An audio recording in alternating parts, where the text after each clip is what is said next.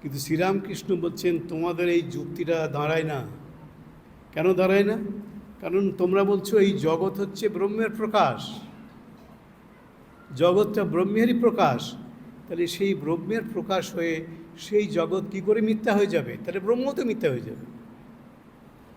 ব্রহ্মের প্রকাশ যদি জগৎ হয় আর ব্রহ্ম যদি সত্য হয়, তাহলে জগৎটাও সত্য। বলছেন তুমি বলছো ব্রহ্ম সত্য, জগৎ মিথ্যা। যখন তোমার পেটের গোলমাল হয়, পেট খারাপ হয়, পেটে অসম্ভব ব্যথা হয়, তখন তুমি বেদান্তবাদী হয়ে বলবে যে ব্রহ্ম সত্য, জগৎ মিথ্যা। তাহলে পেট ব্যথাটা তাহলে মিথ্যা হবে? মিথ্যা বলতে পারবে? বলতে তো পারছো না। তো মিথ্যাটা তো স্বীকার করে নিচ্ছ। তো যদি ওই মিথ্যাটাকে স্বীকার করো তাহলে একেও স্বীকার করো, আর যদি ওকে স্বীকার করো তাহলে একেও স্বীকার করো। এটা হচ্ছে শ্রীরামকৃষ্ণের যুক্তি, অকাট্য যুক্তি। এই যুক্তি কেউ খণ্ডন করতে পারেনি। আর বলছেন এই সারা জগৎ তো ব্রহ্মের ইচ্ছায় হয়েছে, ব্রহ্মেরই প্রকাশ মাত্র। ব্রহ্মের প্রকাশ যদি এই জগৎ হয়ে থাকে, তাহলে সেই জগৎ, ব্রহ্ম যদি সত্য হয়, তাহলে জগৎ মিথ্যা হয় কোন বুদ্ধিতে, কোন যুক্তিতে? শ্রীরামকৃষ্ণ এই কথা বলছেন, ওটা উড়িয়ে দিলেন, ওদের যুক্তিটাকে খণ্ডন করে দিলেন। এখন শ্রীরামকৃষ্ণ এই জগৎকে স্বীকার করছেন,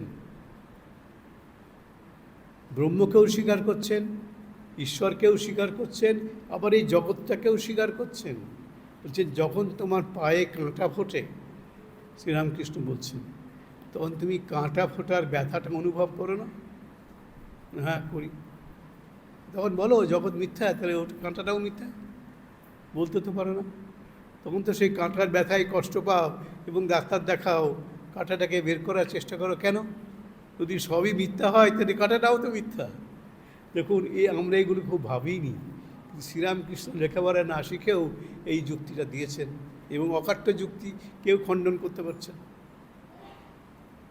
ব্রহ্ম বুদ্ধিতে জগৎটা সত্যই। হ্যাঁ, এমনিতে তিনকালে তার অস্তিত্ব নেই এই জগতে। জগৎ পূর্বে ছিল না, এখন আছে, ভবিষ্যতে থাকবে না। কিন্তু ব্রহ্ম দৃষ্টিতে তিন কালেই জগৎ আছে, জগৎ থাকবে, জগৎ ছিল, শ্রীরামকৃষ্ণ বলছে।